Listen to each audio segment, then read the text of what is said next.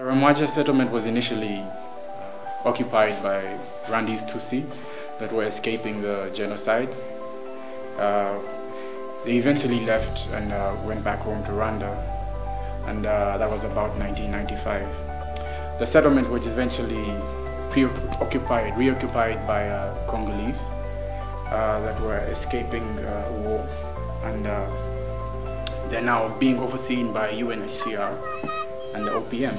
They speak French, Lingala, and then Chinyabwisha. Rwamwanja settlement comprises of 13 zones and 43 villages that are equivalent to parishes. The land is basically about 80 square kilometers, and the settlement, as per now, has about 70,000 settlers within. That is aside from those that are unregistered. We have visited a couple of financial institutions here. Some lending and borrowing is going on.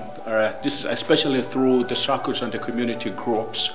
People here would love to access a lot more loans, especially of their entrepreneurial nature in the businesses and farming they do carry out.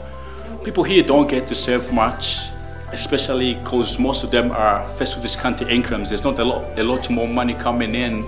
Most of them do live on a handout from the World Food Program, which comes monthly.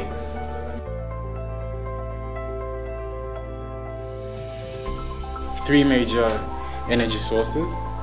This is basically firewood, charcoal, and solar.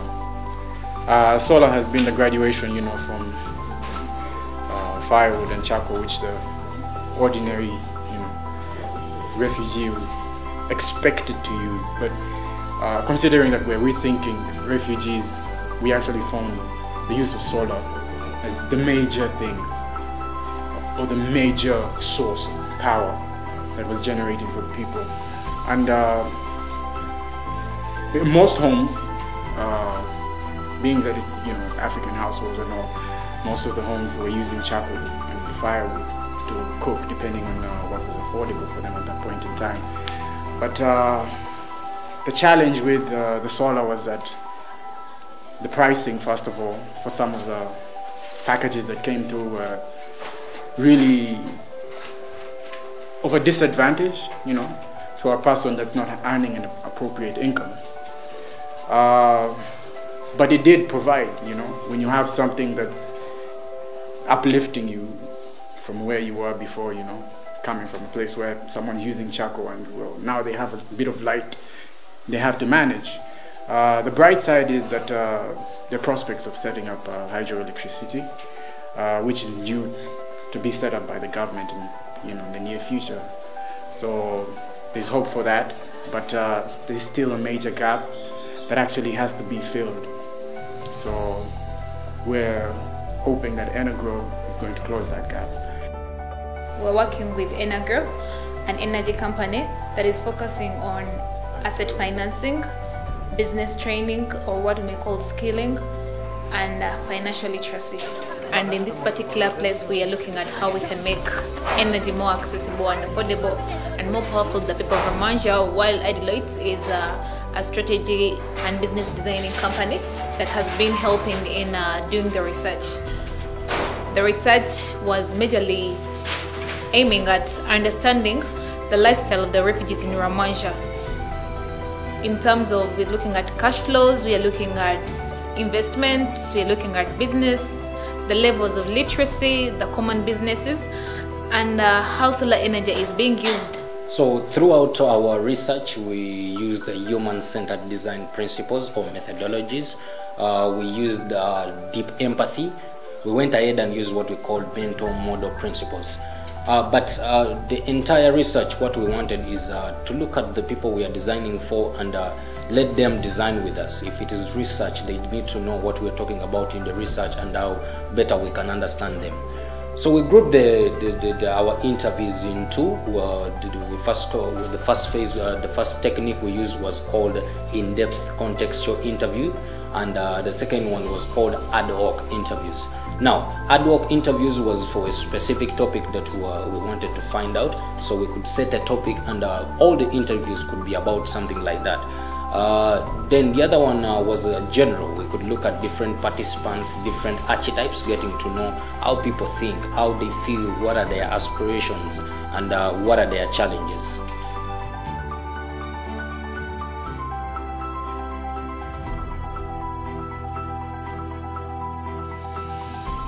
The investment climate in Rwamwanja is an emerging business adulthood phase. A lot of businesses are sprouting.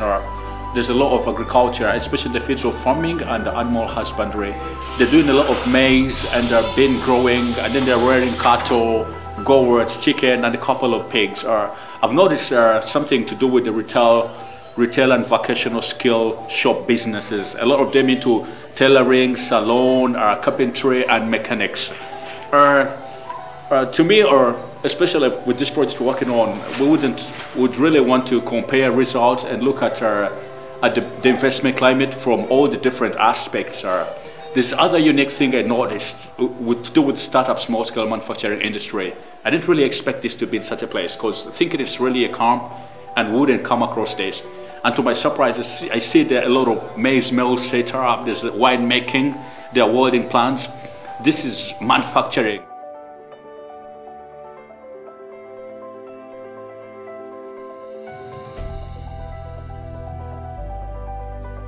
One of the biggest challenge was the frustration from previous interviews.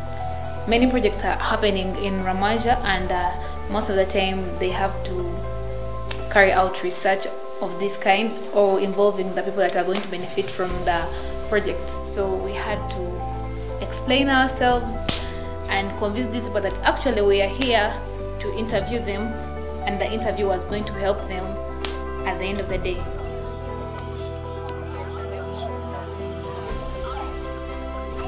We reached the place when there was a warning and sensitization about an Ebola outbreak in the area, and as soon as we got into the camp the very first days, our first participants actually warned us about the jiggers, especially in the deep areas in the villages. We don't know how much they spend on daily basis, and they never make an effort to record this kind of spending and expenses. So in line with the tools and the questions that we are putting forward to them, they did not have solidified information. Some of the places such as Wijigahe, and then we had Mahega. Mahega was quite very far. I still faced a lot of challenges.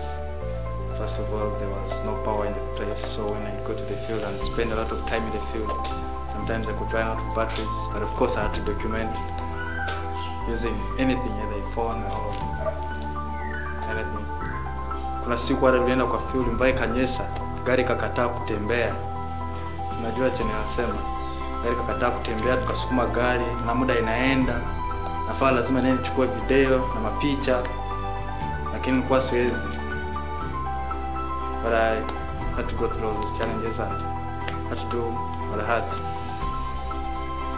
I had to give it a best shot. The upside of our experience in Rwamwanja, for me, was first of all meeting people of different dimensions, people that have different things to offer. You know, when you're going to a refugee camp, the first thing you're thinking is you're going to find people that are miserable, you know, people that are probably soulless, have no life. But I met this one gentleman.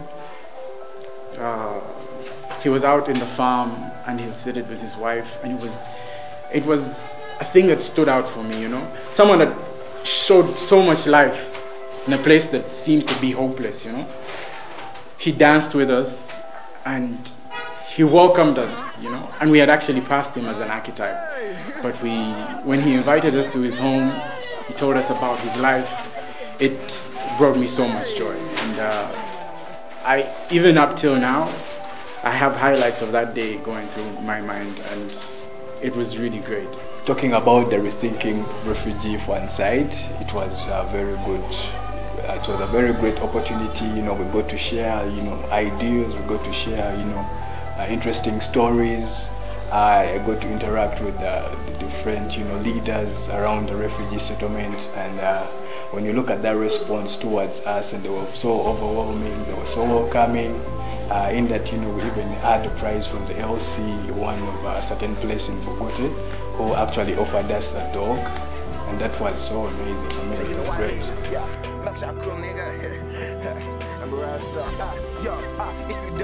So as we were doing our interviews, we were able to move with a few gifts to give to those whom we had in-depth contextual interviews. Some declined, some agreed the gifts, and for those we found doing work, we gave them a hand, and it eased our work, being able to collect the information easily.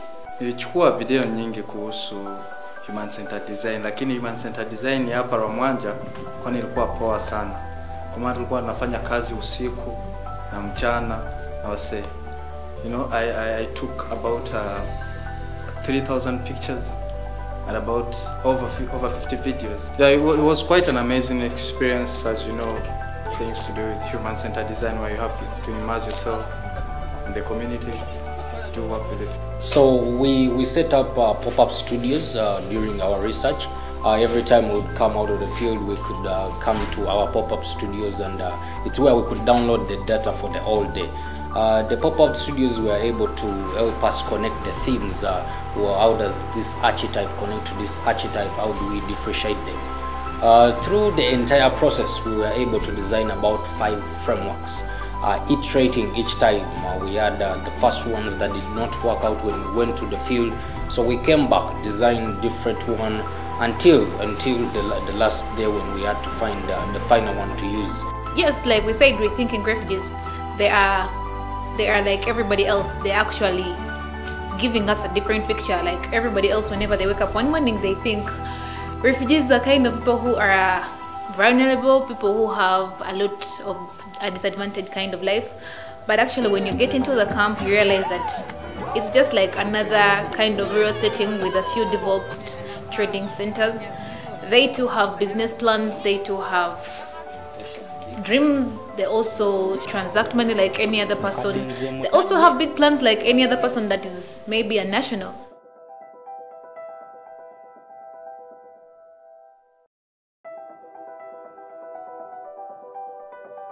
So for organizations that would plan to do any project or work within this settlement with the kind of potential that we have realized, they need to get the refugees involved in the entire process, from creating the projects to working on the projects and delivering them to the people. The research, you're going to actually have a second thought of who refugees are.